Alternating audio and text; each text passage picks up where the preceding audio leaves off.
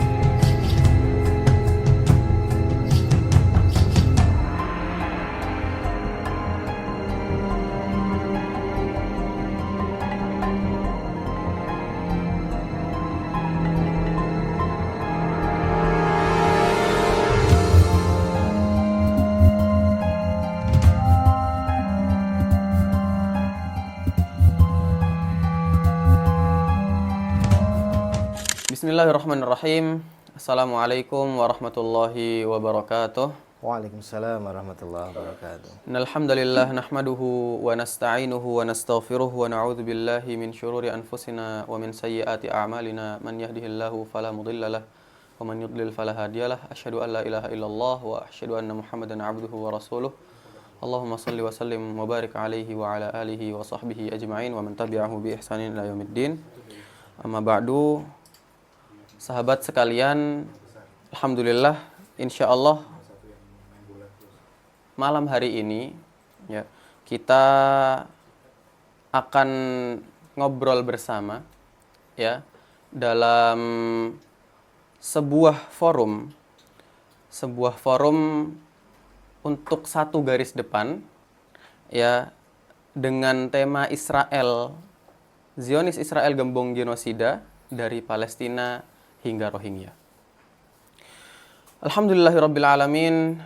Puji syukur kita hadiratkan kepada Allah Subhanahu wa taala yang telah memudahkan kita untuk bisa menghadiri ya atau bisa menyaksikan video ini. Salawat serta salam kita haturkan kepada Nabi kita Muhammad sallallahu alaihi wasallam ya, yang mana beliau telah menyebarkan Islam ya sehingga sampai kepada kita hari ini dan kita bisa sampai sekarang alhamdulillah menikmati nikmat Islam dan juga iman. Alhamdulillahirabbil alamin. Sahabat sekalian, malam hari ini kita dibersamai oleh Bang Pizarro Ghazali Idrus, salah satu jurnalis dan juga akademisi di bagian hubungan internasional. Kemudian kita juga dibersamai oleh Ustadz Dr. Rinaldi Tri Frisianto, ya, relawan dari Yayasan Khidmat Indonesia untuk Tanah Amanah atau KITA. Ya. Kemudian kita juga dibersamai oleh Brother Abu Ahmad, ya, an activist from Rohingya Youth Foundation, as one of the speakers tonight.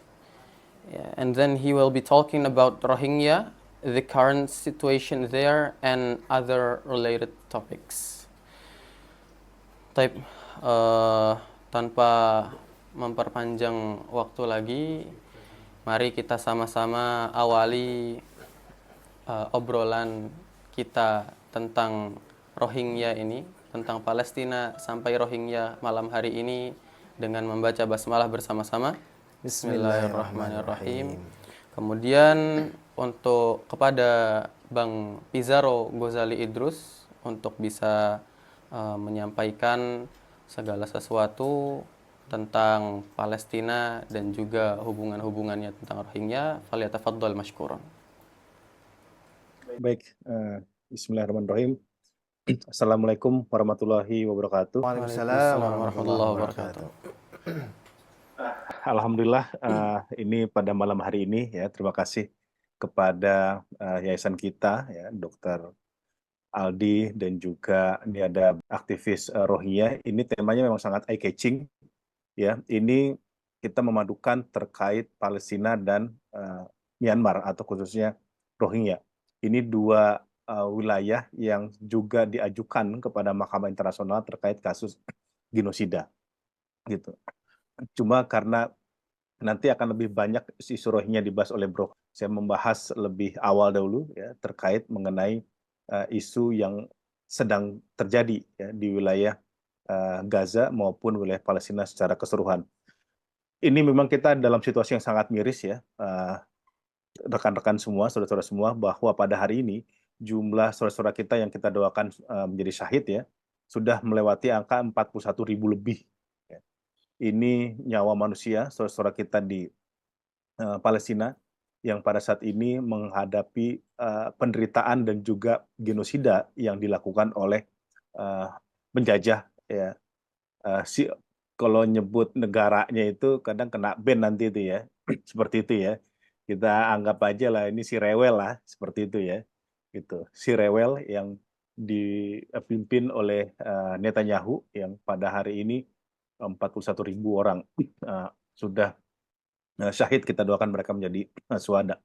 Cuman yang menarik, ya, saya ingin mengatakan bahwa janjinya Netanyahu yang ingin menghancurkan Gaza atau menduduki Gaza dalam waktu singkat, kita masih ingat, ya, pasca 7 Oktober itu tidak terbukti sekarang. Gitu. Bahwa Gaza sampai sekarang masih terus berdiri melakukan perlawanan terhadap genosida yang dilakukan oleh si rewel ini, kayak gitu. Dan juga jangan lupa, ya, sesumbarnya si Netanyahu ini yang katanya ingin menghancurkan kelompok perlawanan yang ada di Palestina itu juga gagal total. Ya.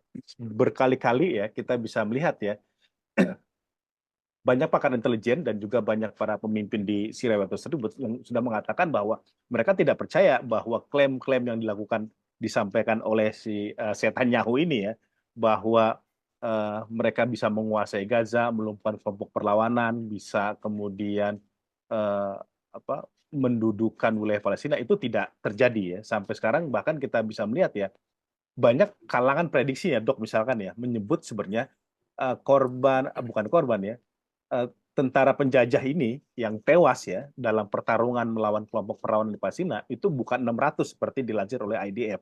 Tapi jumlahnya itu sudah melewati 2.000 bahkan 3.000.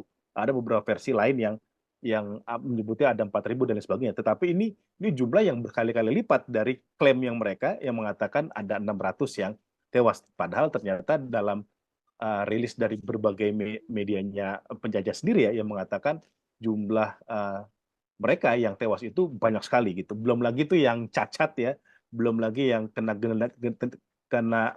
gangguan mental dan sebagainya. Maksud saya begini, bahwa ada suasana optimisme juga sebenarnya di kalangan bangsa Palestina bahwa mereka bisa berdiri tegas sampai sekarang untuk melawan kepongahan dan arogansi genosida yang dilakukan oleh penjajah. Dan kita bisa melihat, ya, kemarin kan Ismail Haniyeh syahid, ya, di Iran, ya, yang ini banyak sekali dikatakan bahwa ini serangan yang dilakukan oleh penjajah bekerjasama dengan oknum, ya, oknum intelijen di Iran, ya, seperti itu. Dan sampai sekarang itu juga menarik tuh, oknumnya nggak ketahuan tuh. Menurut informasi yang saya dapatkan, mereka berhasil keluar lalu diterbangkan sama si rewel ke Eropa, gitu. Ya, mereka berhasil dikeluarkan dari Iran dan kemudian disembunyikan seperti itu.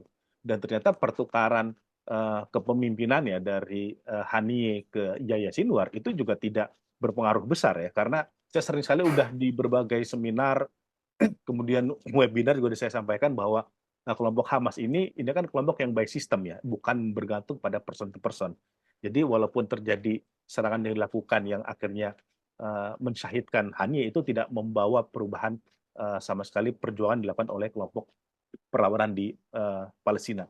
Dan juga yang kita bisa melihat, ya, sekarang saya juga udah pernah dulu sama yayasan kita, ya, kita berbicara juga mengenai apa yang terjadi di Palestina. Saya lihat dukungan masyarakat global, ya, terhadap isu Palestina itu sekarang udah mulai sangat tinggi, Dok, ya. Saya dulu misalkan, ya, saya ngomong isu Palestina 10-15 tahun lalu itu itu kayaknya nggak begitu banyak juga orang yang ngundang gitu ya. Bahkan nggak usah 10 tahun lalu lah, 5 tahun lalu ya, saya pernah bikin Vox Pop ya, dari media Anadolu Agensi Turki. Vox Pop itu nembak masyarakat di tempat, kita wawancara apa tanggapan tentang Palestina. Itu namanya Vox Pop kalau di media ya. Itu banyak dok yang mengatakan, itu isu Palestina itu isu seperti apa ya? Itu kalau bisa tuh bahkan ada yang bilang kayak gini, udahlah Palestina tuh jangan gitu-gitu amat lah sama si rewel. Ada yang bilang kayak gitu bahkan. Iya, iya. Gitu. Itu Bahkan masyarakat awam. sekarang Gitu. abang-abang angkot juga ngomongin itu bang. Sekarang. Nah, jangan kan gitu. Sekarang supir Sampai truk abang-abang aja, angkot. supir truk aja muralnya Masya itu Allah. ya di kendaraannya itu udah mural Palestina ya, bukan lagi mural maaf ya yang sensual seperti itu ya, atau yang nggak jelas, tapi itu udah Palestina gitu ya. Bahkan Kalau di Jogja ada becak motor tuh pakai bendera Palestina Indonesia. Tadi hari ini saya lihat juga tuh beberapa. nah iya motor seperti itu. udah pakai. Jadi ini saya lihat ada kesadaran global ya mengenai isu Palestina di dunia, nggak hanya di Indonesia ya, bahkan di internasional itu yang sudah sangat sadar tentang klaim-klaim palsu yang disampaikan oleh pemerintah Amerika Serikat maupun si Netanyahu gitu ya, yang mengatakan ini mereka ingin menyerang, ingin melumpuhkan kelompok teroris ya, seperti Hamas klaim mereka ya. Tapi orang udah nggak percaya dok kayak gitu ya. Iya. Bahkan bule-bule saya temenan ya di IG, bule-bule yang mereka bukan non Muslim, mereka justru yang terdepan sekarang membantah klaim-klaim Joe Biden atau pemerintah Amerika Serikat yang mengatakan misalkan Hamas beheading the babies ya, bunuh anak-anak, kemudian melakukan tindakan yang kekerasan terhadap perempuan. Sekarang juru bicaranya itu ya Sandra-sandranya si rewel itu. Ya, juru bicaranya bangsa Palestina itu sekarang mereka mengatakan, oh kami nggak diperlakukan dengan buruk kok, kami manusiawi. Yang kami malah takutkan adalah serangan dari si Netanyahu ini yang membahayakan nyawa kami dan nasib kami. Jadi seperti itu. Itu yang saya lihat ini jelang 1 tahun ya. 1 tahun, ini mungkin nanti dok 1 tahun ini bisa dibikin lagi tuh dok ya. 1 tahun Tovanul Aqsa ya, seperti itu ya. Ini kita bisa melihat kesadaran dunia global, pemerintah manapun ya. Bahkan mohon maaf ya, sekali lagi saya mohon maaf, negara-negara Arab yang tadi sudah normalisasi, udah mati gaya sekarang. Kan klaimnya dia kan dulu melakukan normalisasi kan untuk katanya tuh building the peace, establish the peace in the Middle East ya, membangun perdamaian di Timur Tengah, menyelesaikan konflik. Sekarang udah nggak bisa ngomong mereka. Ya, karena nyatanya di depan mereka normalisasi itu tidak betul-betul seperti bayangan atau klaim mereka yang katanya ingin menunjukkan perdamaian. Yang ada semakin lama si rebel itu semakin ekstrim, semakin gila gitu. Sekarang coba kita buka, mana ada berani mereka yang kemudian tuh mendukung ya, agresi yang dilakukan oleh genosidanya penjajah ini. Nggak ada. Bahkan Uni Emirat Arab sekarang ngomong nih, mereka nggak setuju Netanyahu ingin membangun Gaza pasca perang dengan dimakmurkan. Lah, padahal itu klaimnya Uni Emirat Arab. Ya, bahwa kelompok perlawanan Palestina ini nggak hanya Hamas ya, nggak hanya kelompok Hamas gitu ya. Siapapun itu, hentikan perlawanan, nggak usah ngelawan, kemudian senjata diletakkan, kami akan bangun ya Gaza seperti Singapura. Kan klaimnya mereka seperti itu dulu tuh. Sekarang mereka yang bantah tuh. Ya, saya tadi saya baca Uni Emirat Arab tidak setuju ya dengan rencana si rewel ini yang akan membangun Gaza pasca perang dengan dimakmurkan. Kayak gitu. Karena katanya si rewel ini nggak punya hak untuk membangun Gaza. Lah mereka sendiri sekarang yang ngebantah. Kayak gitu. Jadi itu dok, secara awalan ya, saya melihat ada penderitaan, ini kita harus tetap membantu warga Gaza, tapi yang saya menarik ya, mereka tetap tough. Perlawanan tetap berlanjut. Iya, perlawanan tetap berlanjut ya. Mereka nggak ada tuh yang katanya demo-demo ngelawan apa, kan ada tuh diposting oleh sebuah kelompok ya, oh ini warga Gaza ngedemo kelompok perlawanan, ya protes gitu, mungkin 1-2 sih ada gitu, tapi kan nggak ada tuh demo besar-besaran tuh nggak ada. Yang mereka justru udah mendukung. Kenapa? Ini kalau kata Dr. Basim Naim di buku saya, buku Hamas itu, kami ini udah dikoloni 100 tahun, 1 abad. Ya, dan kata Yasin Nur sebutkan semua metode untuk membebaskan Palestina udah kita lakukan. Diplomasi udah kita lakukan, negosiasi gagal. Non-violence movement, ya, Great March to Return itu, gerakan kembali diaspora kembali ke wilayah Gaza pada tahun 2017-an ya kalau tidak salah, itu juga gagal. Itu non-violence movement kan, seperti itu. Kemudian kita hadir di rapat, sidang, negosiasi, pertemuan segala macam, itu gagal. Maka nggak ada pilihan lainnya, akhirnya melakukan perlawanan. Ya, artinya tuh self defense gitu ya, itu bukan attacking dia, self defense karena ini kejadian di Gaza itu bukan 1-2 hari yang lalu. Dia bukan kejadian kontemporer. Ya. Dia bukan kejadian yang baru berlangsung 1-2 bulan, tapi ini udah 100 kalau kita hitung dari koloni British ya, ketika awal-awal 1900-an itu kan sudah terhitung 1 abad gitu. Ada juga yang memakai versi 75 tahun ya dengan menghitung dengan 1948 gitu. Jadi ini sudah lama gitu. Ya akhirnya mereka melakukan perlawanan ya masyarakat akhirnya mendukung seperti itu. Ini yang saya lihat Dok yang sekarang berlangsung, mereka terus melakukan perlawanan, mempertahankan akidahnya, ya, mempertahankan semangatnya, dan sampai sekarang mereka tetap tough. Dan saya itu luar biasa. Perang Arab lawan si Rewel aja 5 hari, kelar itu Arab, selesai itu perang 5 hari, ya. Itu negara-negara yang udah weapon equipment itu bagus gitu ya, seperti itu. 5 hari, lah ini udah mau 1 tahun, ya, masih bertahan, dan itu cuma Gaza. Dan kalau kita katakan misalkan Hamas itu bukan officially state ya seperti itu ya. Ini kan kelompok gabungan dari kelompok-kelompok perlawanan gitu. Mereka bertahan. Bahkan bisa membuka si Rewel itu kocar-kacir. Sekarang yang demo itu kan warganya sendiri tuh. Yang 500.000 itu. Kemarin tuh ya rame warga di mereka itu melakukan demonstrasi terhadap Netanyahu ya. Sedikit aja. Netanyahu ini buying time. Dia tuh menunggu Donald Trump menang. Gitu ya. Makanya dia tuh selalu menolak negosiasi, ya, selalu menolak proposal perdamaian. Dia tuh nunggu nih tinggal beberapa bulan kan. Dia tuh mengharapkan Donald Trump menang menjadi presiden, dan Donald Trump giving everything ketika dia menjadi presiden. Ya, deal of century, normalisasi nanti tahun 2020 ya, kemudian Abraham Accord dan lain sebagainya. Seperti itu. Itu Dok mungkin untuk sementara yang bisa saya sampaikan. Oke, Masya Allah, Bang Pizarro. Satu pertanyaan Bang Pizarro mungkin saya sebenarnya tadi sempat disinggung juga terkait setahun itu. Sebenarnya setahun ini setahun apa sih? Setahun dari hari apa? Dari peristiwa apakah yang ada yang terjadi? Kemudian apa yang melatar belakangi peristiwa itu gitu? Betul, iya. Ini sebenarnya saya sempat wawancara ya dengan seperti Hamas ya, dan kemudian ditulis juga di buku kata pengantar buku saya. Ya, mereka mengatakan ya, operasi Tofano Lakso itu Oktober 2023 itu mereka lakukan ya, yang itu gabungan kelompok perlawanan yang ada di Palestina, gabungan kelompok pejuang kemerdekaan lah, ya, yang ada di Palestina yang dipimpin oleh Hamas gitu ya. Kenapa mereka melakukan itu? Salah satunya tadi ya, bahwa semakin lama agenda Palestina itu semakin hilang dalam dunia internasional. Ya, kita ingat seminggu sebelum Tofano Lakso itu, si penjajah ini, Netanyahu ini di PBB itu dia udah introduce the new Middle East map, peta baru Timur Tengah. Karena dia kan udah shaking hand nih sama negara-negara Arab ya kan, udah selesai, dia bilang ya kami meluncurkan peta baru Timur Tengah, yang itu nggak ada Palestina.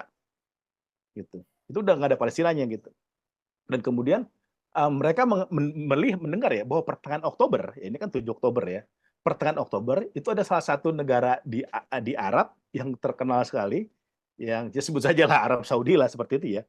Ini bukan kata saya ya, ini kata kelompok perlawanan ya, kata kelompok pejuang kemerdekaan seperti Hamas. Itu rencananya akan normalisasi dengan si Rewel ini, dengan penjajah ini. Kalau ini terjadi, udah semakin hilang itu agenda Palestina dalam dunia internasional karena pemimpin negara Arab pun itu udah berjabat tangan dengan penjajah.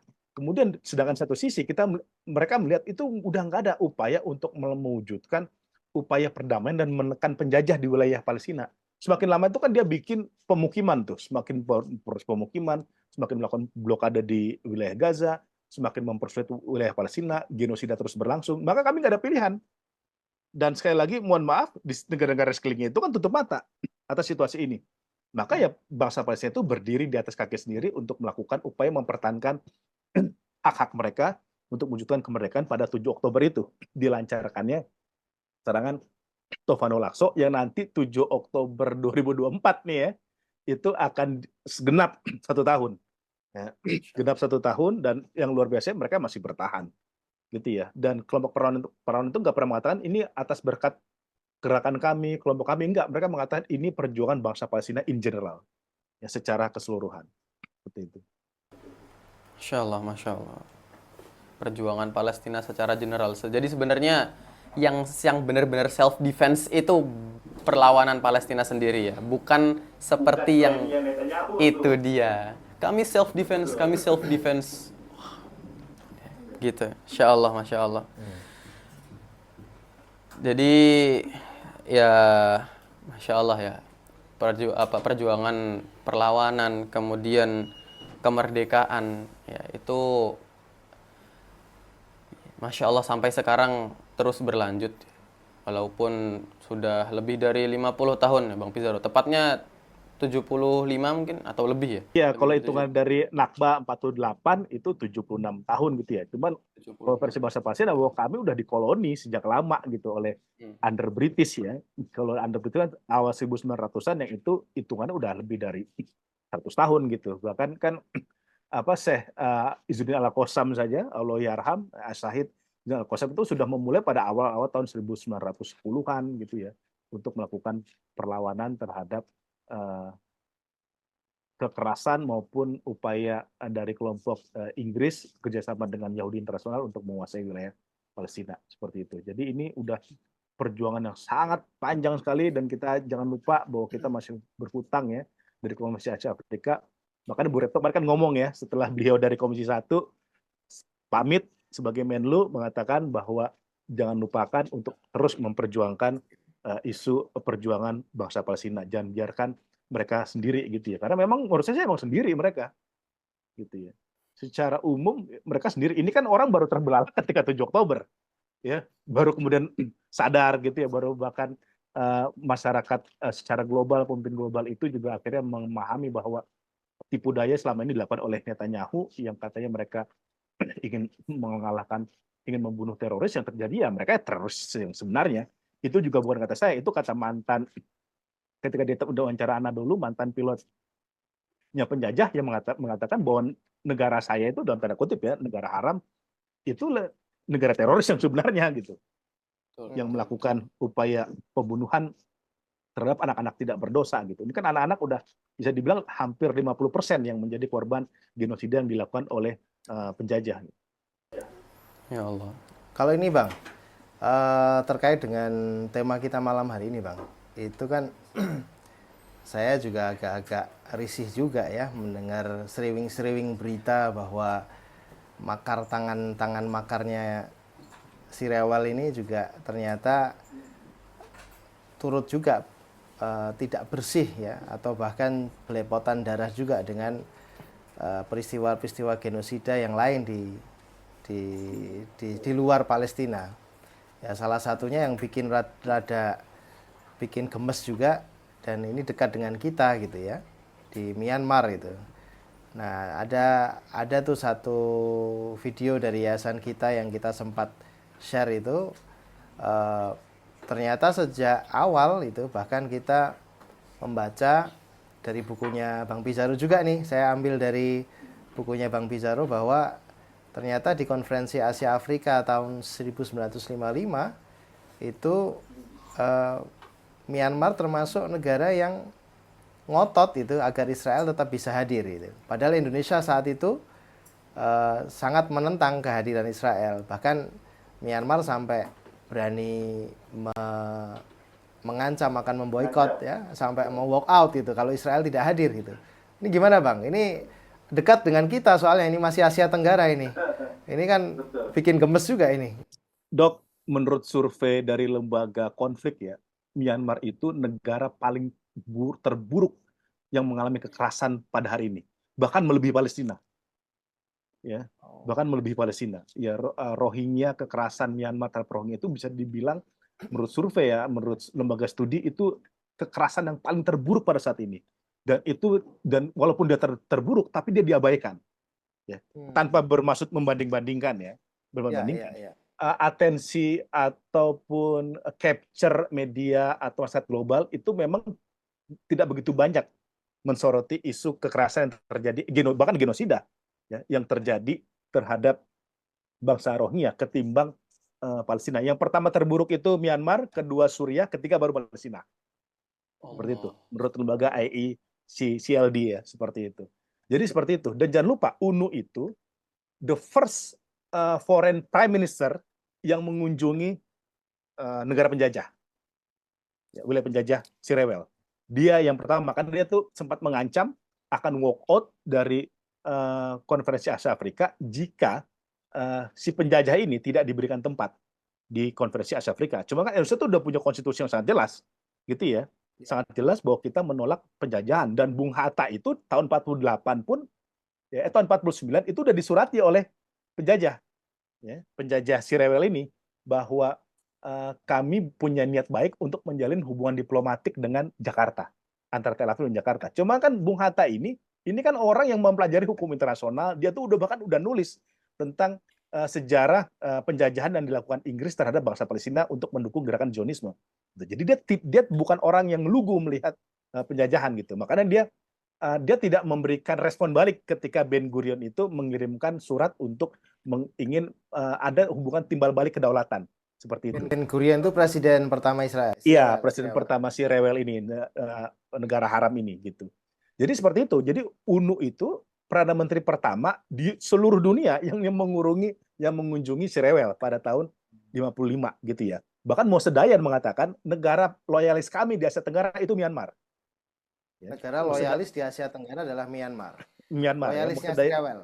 Ya, loyalisnya si Rewel ya. Moshe Dayan ini kepala IDF zaman pada saat itu gitu. Jadi kita tidak heran kalau polanya kalau kita baca antara Gaza dengan Rakhine itu sama, Dok. Pertama misalkan ini menurut beberapa investigasi yang dilakukan oleh media dan lembaga-lembaga HAM ya, bahwa inspirasi mengusir Rohingya dari wilayah Rakhine itu terinspirasi dari pengusiran bangsa Palestina oleh si Rewel di wilayah tepi barat dan Palestina secara keseluruhan gitu. Pola itu sama. Dia itu ingin mengubah demografi ya. Dia ingin mengubah konteks demografinya. Kalau dulu kan wilayah kaum muslimin di Palestina itu penguasa utama di wilayah tepi barat. Secara kuantitas dia lebih banyak, sangat banyak. Tapi lama-lama itu kan digusur ya oleh kebijakannya si Rewel ini untuk menggusur hak-hak bangsa Palestina, tanah-tanah bangsa Palestina. Nah, itu sama dalam konteks Rakhine. Ya, banyak orang-orang di Myanmar yang sengaja dibiayai atau didorong untuk menduduki Rakhine untuk mengubah komposisi muslim di situ. Yang tadinya muslim menjadi mayoritas nanti diubah agar kelompok Buddha menjadi mayoritas. Kita tidak bicara rasisme dan diskriminasi di sini, Dok ya, tapi ini fakta. Ya. Seperti itu. Ini fakta. Ini bukan dikatakan oleh lembaga-lembaga muslim, tapi juga lembaga studi di barat. Ya. Kita berbicara rasisme dan diskriminasi yang dilakukan oleh. Betul, iya, yang dilakukan oleh Myanmar. Ya, jadi bahkan ada orang-orang yang dipenjara, Dok ya, orang-orang Buddha yang dipenjara yang sengaja dikeluarkan untuk dikirim ke Rakhine. Penjahat-penjahat gitu ya? Iya, penjahat-penjahat dikirim ke Rakhine untuk menduduki wilayah Rakhine, dikasih rumah untuk agar orang-orang muslim di sana itu tidak lagi mendiami di situ. Tidak lagi berdiam di situ. Nah, polanya itu kan sama. Ternyata dia belajar dari apa yang dilakukan penjajah terhadap bangsa Palestina. Karena memang hubungan Myanmar sama penjajah ini, ya, ini sangat erat sekali, Dok. Ya, ini hubungan pengakuan aja nanti pada tahun 53 ya, 5 tahun setelah si Rewel ini mengklaim sebagai negara ya, ini negara haram itu 53 terjadi hubungan diplomatik dan di situ semakin kuat, Dok, hubungannya. Dikirimlah jenderal-jenderal atau tentara-tentara Myanmar ke si Rewel, belajar dari IDF, belajar dari Mossad gitu ya. Bahkan ada yang bilang salah satu pusat Mossad di Asia Tenggara itu ada di Myanmar. Gitu ya. Selain di Singapura. Lalu nanti yang terakhir ya, itu jenderal yang sekarang ini the leader of the Myanmar, Jenderal Min Aung Hlaing visiting the Tel Aviv. Ya, visiting Tel Aviv to strengthen military cooperation between Yangon and Israel, seperti itu. Tahun 2015 gitu. Makanya nanti studi menunjukkan bahwa alat-alat persenjataan yang digunakan oleh tentara Myanmar to genocide the Rohingya coming from the Israel, the military equipment, military weapon, seperti itu. Jadi ini sangat erat sebenarnya, Dok ya, antara hubungan antara Rohingya dengan Gaza. Bahkan saya ingin mengatakan bahwa ya tadi berdasarkan survei lembaga studi konflik, kekerasan yang paling banyak terjadi sangat keras gitu ya, itu salah satu terjadi yang paling buruk itu di Myanmar. Karena konfliknya itu sangat, pertama ya Myanmar itu kan stateless. Rohingya itu stateless.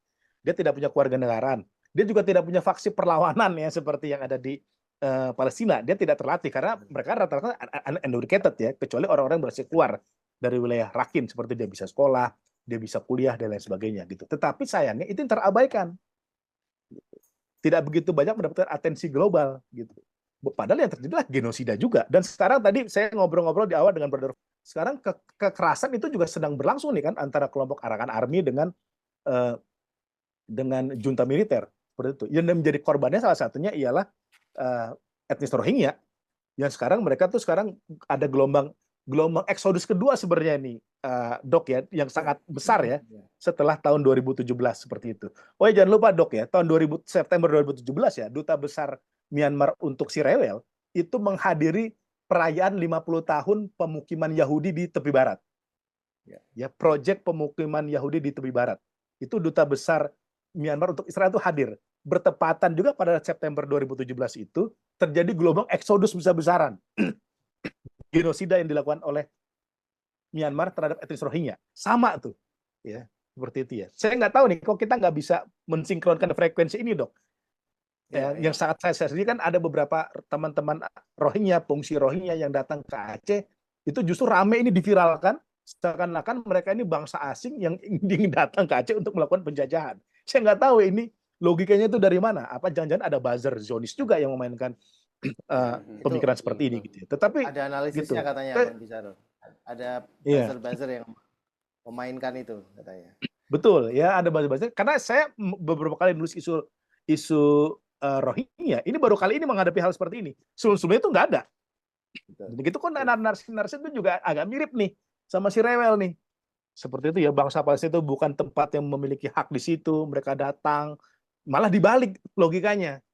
Ya, seperti itu ya. Tapi sekali lagi, sorry, isu ini tidak begitu jadi perhatian bagi kita. Seharusnya kita buzzernya belajar juga dari si Rewel ya, Bang? Iya, gitu. Ya ada operasi-operasi juga kan. Ada operasi. Buzzernya belajar dari si Rewel. Gitu ya. Ini sekarang situasi terus memburuk. Di Bangladesh juga sama ya, situasi memburuk. Kita mendengar kemarin pemimpin Bangladesh yang baru itu, Mahmud Yunus, katanya ingin melakukan perubahan dan memberikan atensi terhadap Rohingya. Tapi kita menunggu ya, karena ini isu Rohingya ini bukan lagi isu sekedar 1-2 negara, tapi udah jadi isu global. Banyak pihak yang bermain di situ, Dok. Tadi Brother bilang ada Amerika, ada Cina, belum ada si Rewel, ada Rusia dan sebagainya. Seperti itu. Ini yang menurut saya perjuangan belum selesai. Kita juga selain mata kita tertuju di Gaza, kita jangan lupa nih, dalam tanda kutip, Gazanya Asia Tenggara. Ya. Gaza Asia Tenggara yang ada di wilayah Myanmar, itu saudara-saudara kita etnis Rohingya. I just add on to Brother Pizarro's presentation. Actually, the Myanmar military or the Israeli equipment, the killing the Rohingya, not only Rohingya, every violence committed by the junta in the region or in the country of Myanmar. The Israeli is a part of this crime all the time. It's not only Rohingya, every ethnic individuals, public, a civilian killed in Burma in Myanmar by the military junta. The partner is Israel together. They are not separated ever. Yes. Because in the military cooperation between the Myanmar and the Israelis begin early as 1955. Yes. The equipment and then the training, the army, what else? The system, all of them. Actually, they described in a very nice word to listen in the media. They say technology and the agricultural support, economy and trade. This is their language, brother, but we understand what you're talking about. Yeah. Is a military sharing junta the experience how to kill the human. Yes, military junta got everything from the Israel. Sharing the experience of how to kill the baby in the chest of the mother, and they force the rightful people from their homeland, and to kill the civilian people who never stood against you, and occupying the land of the indigenous people of the land. This is what experience the Israel brought to Myanmar, and what the Myanmar share with Israel. That's how they all are joined together to kill the humanity. Kami ulas singkat ya terkait salah satu informasi ya, dari Rohingya ini, di tahun 1954, tepatnya pada bulan Maret, ya, Direktur Jenderal Kementerian Luar Negeri Myanmar, Walter Eitan, menulis surat kepada Kepala Staf IDF, ya, Moshe Dayan, sebagaimana yang tadi Bang Pizarro sebutkan. Dalam surat tersebut, ya, Eitan mengatakan bahwasanya Myanmar itu kawan karib, teman baiknya si Rewel, kawan karibnya si Rewel, ya. Dan dari Walter Eitan itu sendiri ya mengatakan bahwasanya hubungan antara si Rewel dan juga Burma, Myanmar itu bisa menjadi sangat vital dan diplomatis. Kemudian setelah itu terjadilah kesepakatan militer antara kedua penjajah, bukan, yang satunya penjajah, yang satunya rezim. Opresor. Iya. Yang terdiri dari 30 pesawat tempur, kemudian ratusan ribu amunisi, kemudian 1.500 bom, kemudian 30.000 barel senapan, dan masih banyak senjata yang lain. Kemudian nggak cuman itu, ya, nggak cuman senjatanya doang yang datang, tapi ahli senjatanya itu juga datang. Ya, sebagai, ya mungkin untuk mengimprovisasi lagi, kemudian mereproduksi lagi, melatih juga bagaimana cara menggunakannya. Kemudian tentara-tentara si Rewel juga dikerahkan ke sana untuk melatih orang-orang yang akan menganiaya, salah satunya dari etnis Rohingya ini. Kemudian kita berpindah kepada brother. We are going to moving to brother. How is the current situation right now in Rohingya? Please tell us. First of all, thank you very much for having me today in this show, Akhi, and also thanks everyone's taking this part in this activities, inshallah, to support the Ummah's revolution against the oppression. Thank you very much. Jazakumullah khairan. Jazakumullah khairan. The one, I think, mashallah, thank you, brother Fizar, also connected the case with the Palestinian and also the Rohingya in the same row. This is absolutely true. Is that right? Yes.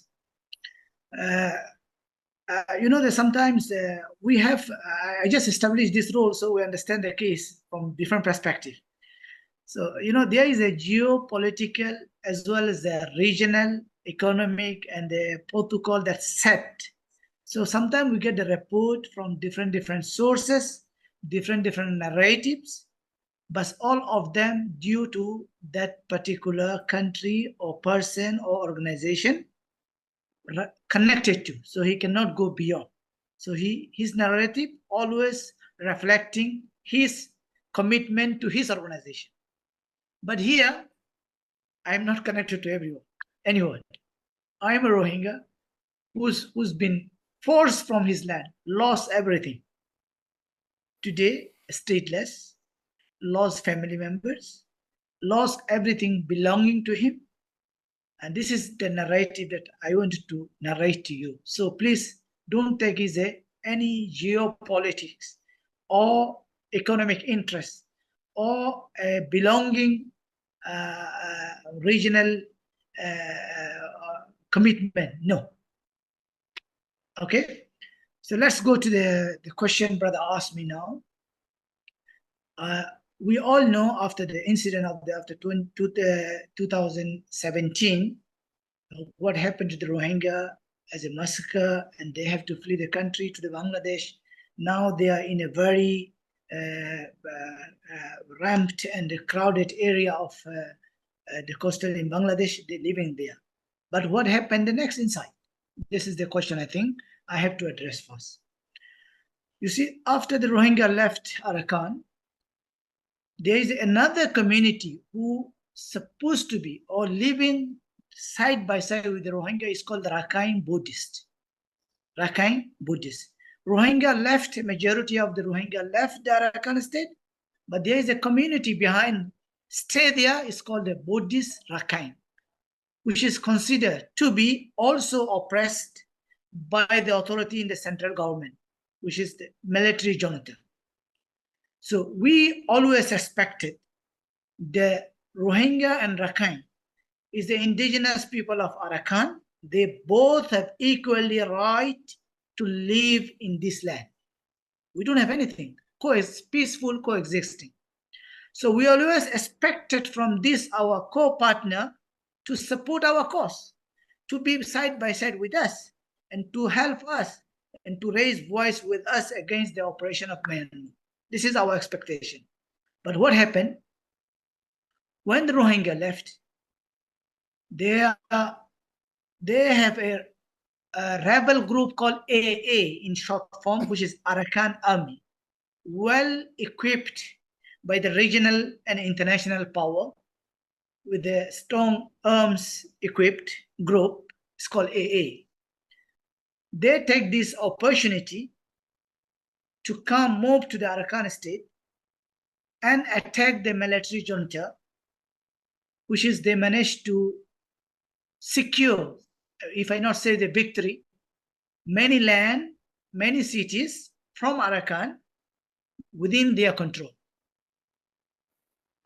So after then without official announcement of the government, actually the military withdraw from these cities totally. All the military and the government security forces withdraw from those cities. In other words, AA now controlling the Arakan state without the official declaration. So there is a 3 cities I must mention by names called the Mongdo, Butidong, and Rathidong. These 3 cities of the northern Arakan is actually historically majority Muslim Rohingya living in these cities. Even though 2017 there is a exodus happened of the Rohingya, but there is still numbers of Rohingya was living in Rathidong, Butidong, and Mongdo. So what happened? This AA, when they saw the chances, they take it rightly to take the opportunity to maximize the emptiness of this land from remaining Rohingya as well. So they start doing the same brutal job that military junta used to do against the Rohingya. They start doing the same or worse than this. So what happened?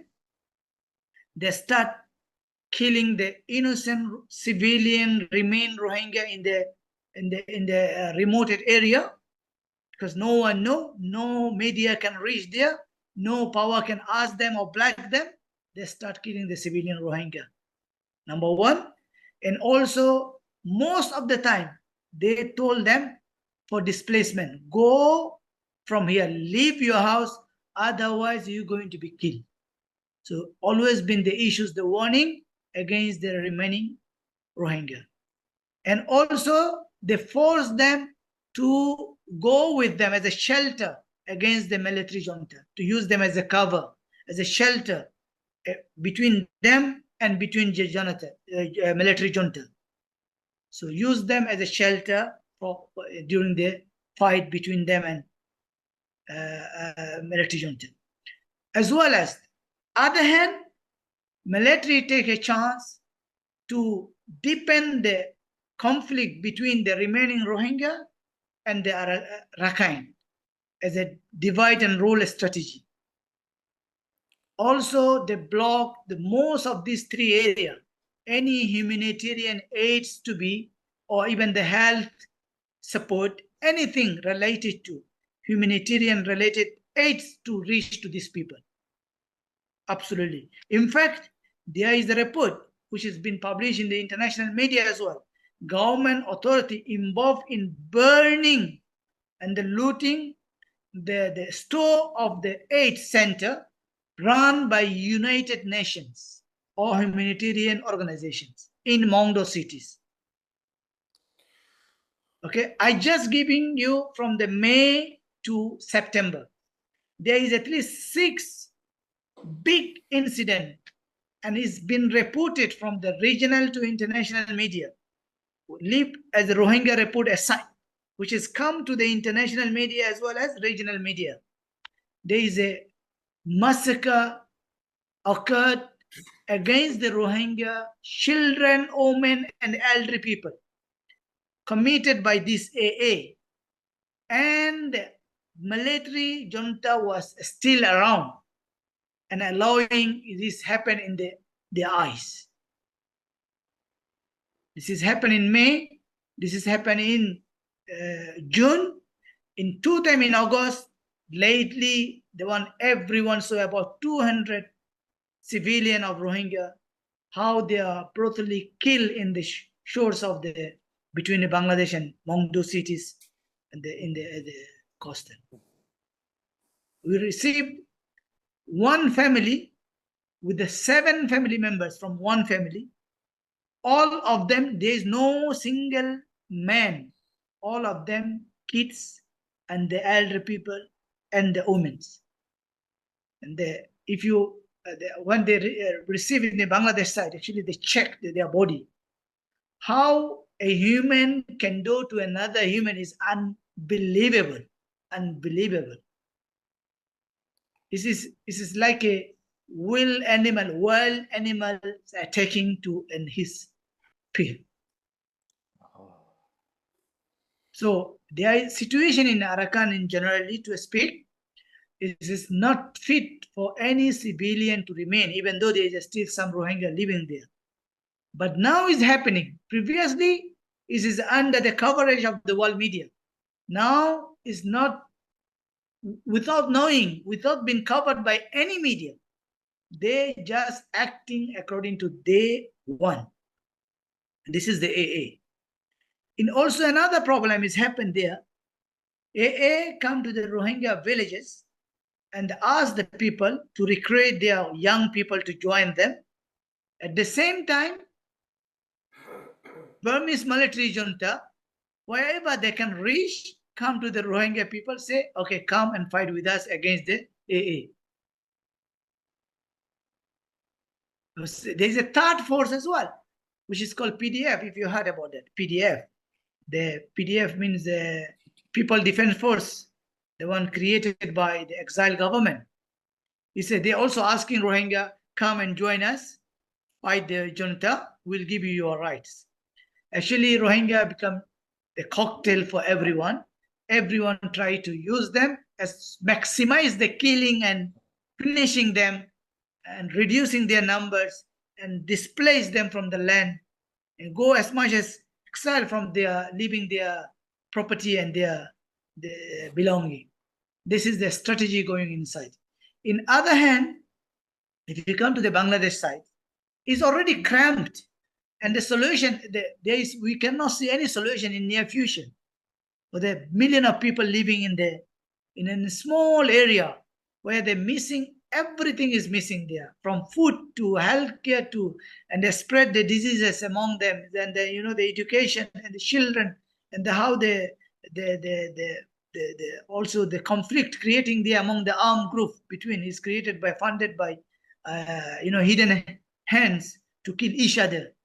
All those is a situation in the refugee camp. Not only that, then the monsoon rain in Bangladesh season, normally it's happen from June to October, is the peak time now. There's the landslides and then the floods is happening. The damaging, this plastic so-called is the shelter. This is not actually the camp. This is if you compare the refugee camp in Palestine or in Syria or any other countries, here this is not actually the camp, brothers. It's a plastic. It's just you're living in a house where on top of you have plastic and it's a bamboo. That's all. Which is in a very simple seasonal wind or rain or anything, attacks is been destroyed. So this is thousands of people, million of people now is under this condition. And of course, if MSF and UN, everyone said, yes, they're crucial to be the funded humanitarian action needed. But the thing is not enough. It's not enough. And the most of them actually willing to go back with dignity to their land in the country. But the repatriation process, even though with the changes of the new authority in Bangladesh, we hope all the we expect the best from them. They actually, they're in the government now in Bangladesh. Alhamdulillah, there is a many individual in the top position. They are aware of the what's real situation is it. And some of this them is ex-security officer. They have already expressed their concern after the 2017 in some of the media.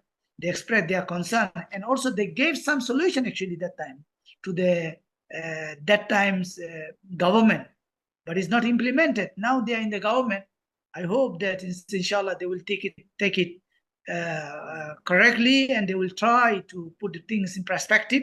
Among them, the number one solution could be to speed up the process of returning these Rohingya with dignity to their land. Is a solution for Rohingya, is a solution for our neighborhood, our beloved Bangladesh.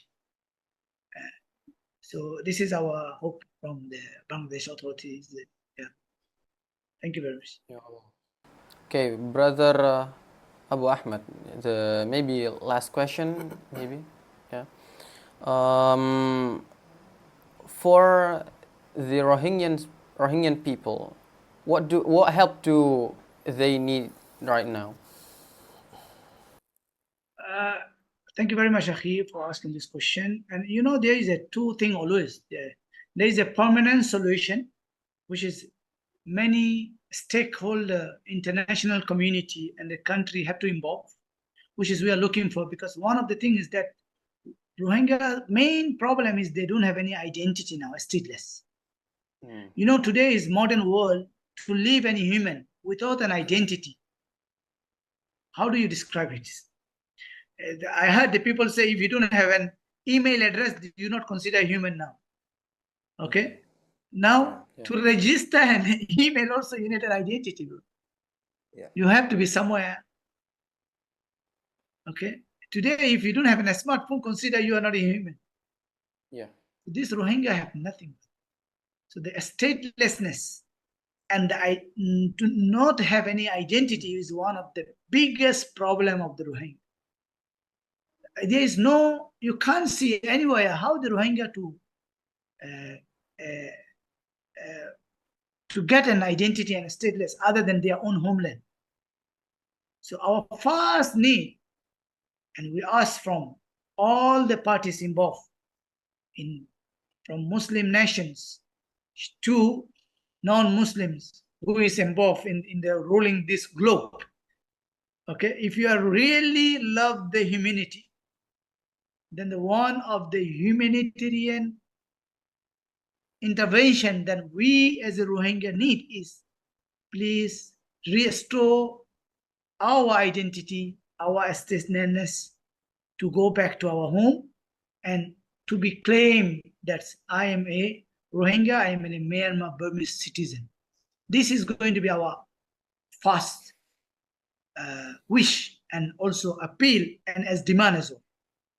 This is one. Second thing, in the contemporary, at the moment, of course, we are in a situation that, as I mentioned to you, we are inside Arakan. We need for anything that's any help in any aspect, we are needed.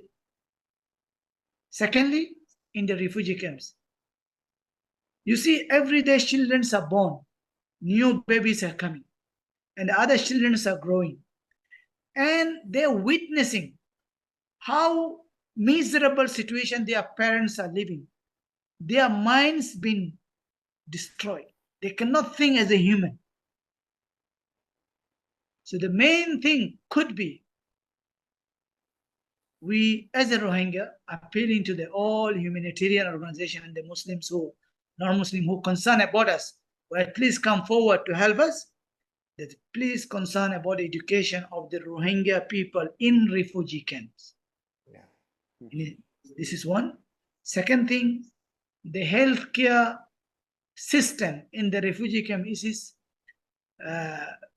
unfavorable. It is, you know, how many people can actually reach to healthcare centers is very minimum. And the cram situation where the infrastructure is a very, very low class.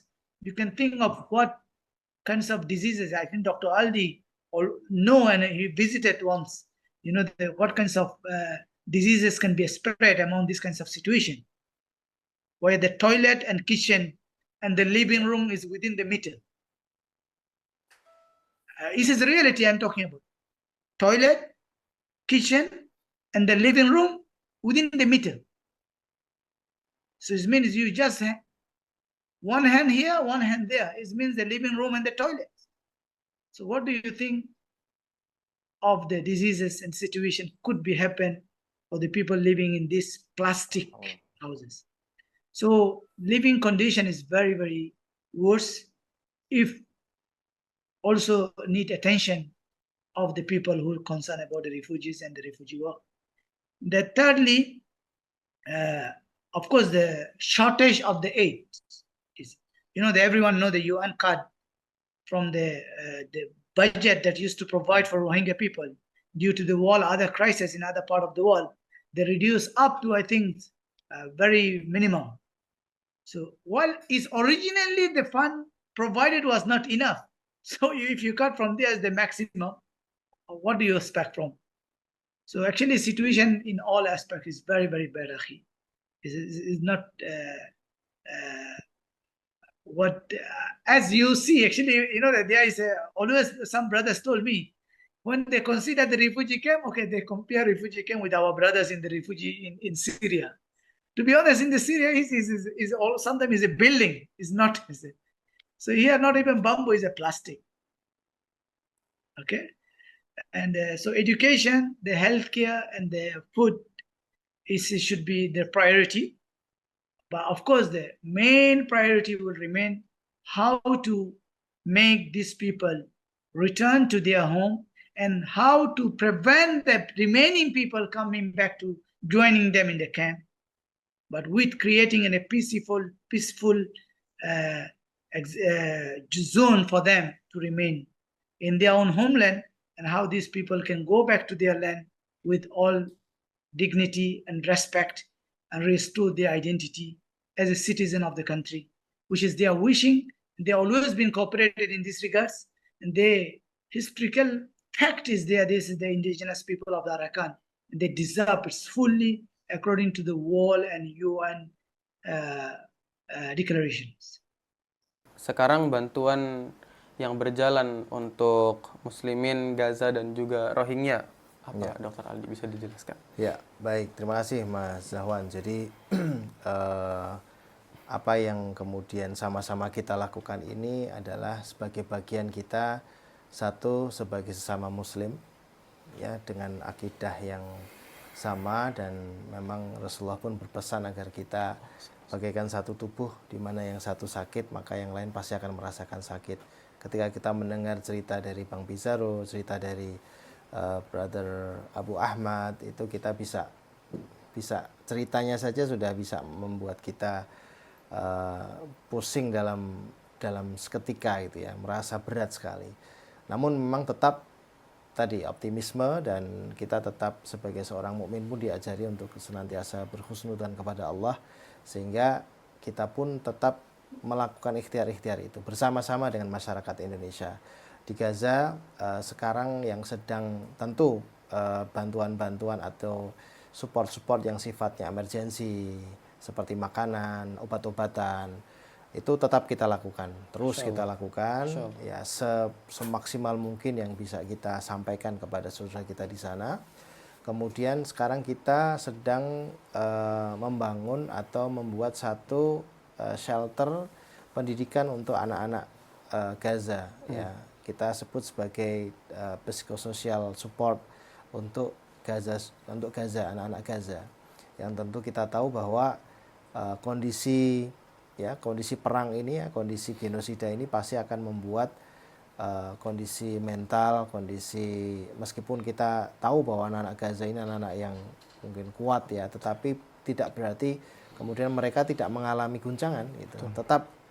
Kita tetap membantu, karena barangkali orang tuanya, keluarganya, dan dia melihat sendiri situasi dan sebagainya, itu tetap harus kita support untuk kemudian tetap bisa bersabar dan tetap berjuang gitu ya. Dan ini yang kita lakukan sedang bulan Agustus September ini sudah kita mulai ya, meskipun kelasnya sudah siap, tinggal aktivitasnya insya Allah dalam waktu dekat. Kemudian anak-anak yatim yang kemudian sekarang juga, dulu kita punya menyantuni 100 anak yatim yang sekarang memang setelah Tufan Al-Aqsa ini data itu memang kemudian menjadi, kita belum tahu nih nasib 100 detail 100 anak yatim kita. Namun sekarang kita mencoba lagi kemudian untuk mensupport kembali anak-anak yatim yang ada itu ya, yang kemudian tentu banyak sekali yang kemudian sekarang pasti menjadi yatim, yang kehilangan keluarga, kehilangan support orang tuanya. Maka kita menyasar memang di kita, yayasan kita ini fokusnya adalah di pendidikan dan anak-anak dan kesehatan, meskipun tidak menafikan hal-hal yang lain. Sedangkan untuk muslimin Rohingya, kita masih sejak tahun 2017 kita ada Madrasah Sahabat yang sudah meluluskan 94 hufaz ya, dan ada 2000 anak ya, santri, pemuda, pemudi ya, itu putra dan putri, tidak hanya laki-laki, yang sudah mendapatkan manfaat terkait dengan pendidikan di camp. Karena kita tahu bahwa sejarahnya akan hilang kalau kemudian tidak kemudian dijaga. Jadi sejarah identitas kaum muslimin Rohingya, baik identitas keagamaannya, identitas akidahnya, identitas culture-nya, identitas tempat tinggalnya atau tanah airnya, tetap harus diberikan dengan edukasi. Maka kita memang punya concern yang lebih untuk itu. Meskipun tetap yang tadi saya sampaikan, seperti yang Brother Farid Abu Ahmad sampaikan, bahwa bantuan-bantuan atau support-support yang sifatnya emergensi ya, seperti kesehatan, kemudian makanan, ya, pakaian, air bersih, sanitasi, itu tetap kita lakukan. Sebagai contoh, dulu kita pernah bangun saya lupa jumlahnya, tapi sumur untuk air bersih. Namun ketika kena banjir rusak tuh, maka perlu maintain lagi, perlu kemudian karena situasi di Cox's Bazar itu bukan tempat tinggal sebenarnya. Area yang digunakan itu bukan area pemukiman, itu adalah area pegunungan yang memang di situ orang jarang tinggal. Jadi saudara-saudara kita yang dari Bangladesh pun jarang tinggal di situ. Kalau kami pernah ke sana di 2017, kami tidak melihat pemukiman padat di situ yang dari Bangladesh. Jadi memang itu adalah area gunung yang ada sawah, ada ya gunung yang tanahnya itu tanah licin, tanah merah. Jadi kalau kena air itu pasti mudah longsor, mudah licin, tanaman juga tidak banyak. Dan memang karena itu area yang luas tidak berpenghuni, mereka ditempatkan di situ. Justru karena alasan tidak berpenghuni itu ditempatkan di situ. Cuman pertanyaannya, kenapa tidak berpenghuni? Karena memang di situ adalah tempat banyak bencana gitu ya. Kena angin, kena banjir itu langganan. Maka memang ketika kita membangun ya kena lagi begitu dan sebagainya. Sehingga ini yang terus kita lakukan. Meskipun advokasi terkait dengan hak-hak kaum muslimin Rohingya ini terus kita juga berikan, kita perlu mengedukasi juga kepada saudara-saudara kita bahwa seseorang yang tidak punya identitas kewarganegaraan itu tidak punya hak untuk apapun di dunia ini. Di dunia modern ini orang nggak bisa bekerja tanpa kewarganegaraan. Orang nggak bisa mendapatkan pelayanan kesehatan tanpa kewarganegaraan. Wong punya kewarganegaraan aja kalau di negara lain pasti ada prosedur yang lebih sulit dibanding warga negara sendiri. Apalagi tidak punya kewarganegaraan. Orang tidak punya kewarganegaraan tidak punya hak, sulit untuk mendapatkan akses pendidikan. Orang tidak punya kewarganegaraan sulit untuk mendapatkan hak untuk tinggal di satu tempat tertentu. Jadi seakan-akan mereka tidak punya hak apapun di dunia ini gitu loh. Nah, maka memang betul bahwa mengembalikan hak mereka sebagai orang yang atau masyarakat atau komunitas atau suku yang harus mendapatkan hak kewarganegaraan itu yang harus kemudian segera dikembalikan. Sambil tetap kita mensupport apa yang menjadi hak-hak mereka yang tidak boleh kita abaikan. Saya kira itu Mas Zahwan. Sebagai manusia yang perlu identitas ya. Bahkan tadi beliau Brother Abu Ahmad saja mengatakan bahwasanya zaman sekarang orang yang nggak punya smartphone itu termasuk orang-orang yang dianggap tidak manusia. Betul. Ya, terpencil lah. Ya. Gitu. ini sampai nggak punya identitas. Masya Allah. Ya Rob, ya Rob, ya Rob. Oke. Mungkin sedikit ya saran untuk masyarakat terkait Gaza dan Rohingya ini, sedikit saja singkat mungkin. Baik, tema satu garis depan itu adalah tema bagaimana kita ingin membuat sama-sama, mari kita konsisten. Mari kita konsisten dalam kita memperjuangkan nilai-nilai yang kita yakini kebenarannya. Nilai-nilai keadilan, nilai-nilai kejujuran, kebenaran. Ya, kalau kita orang Islam ya nilai-nilai akidah kita, nilai-nilai yang diajarkan oleh Nabi kita, diajarkan oleh Allah dan Rasulnya. Ini harus konsisten.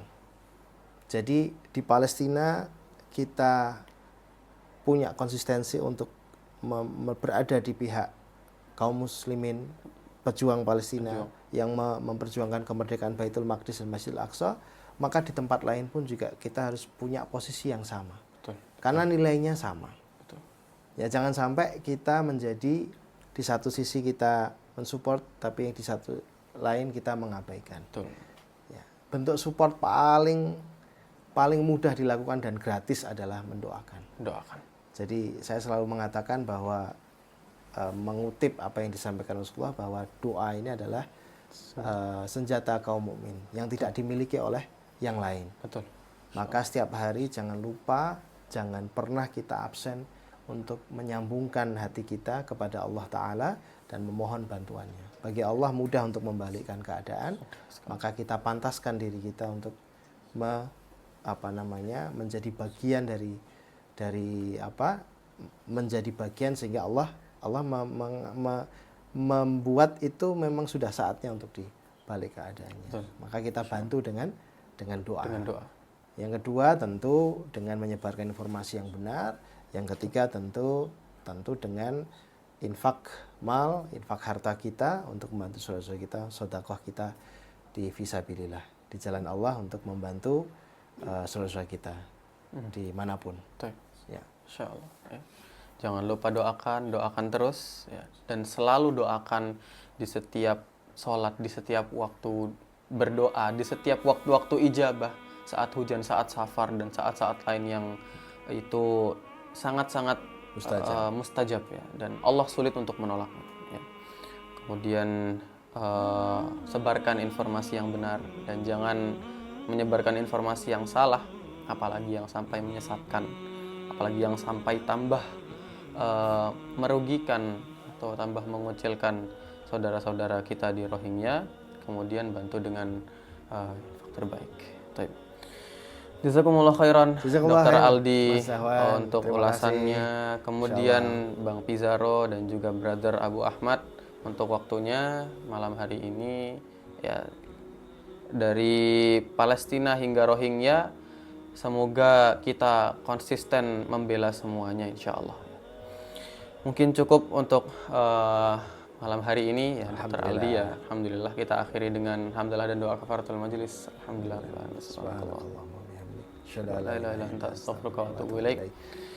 Terima kasih bagi sahabat sekalian yang selalu berada bersama kami mensupport setiap kaum muslimin ya insyaallah ya. Dan semoga Allah Subhanahu wa taala istiqomahkan kita semua dalam membela kebenaran, membela hak kaum muslimin dan juga kaum muslimin itu sendiri. Amin. Cukup mungkin sekian dari saya. Banyak salah dalam kata atau lainnya, saya mohon maaf yang sebesar-besarnya. Akhirul kalam. Assalamualaikum warahmatullahi wabarakatuh.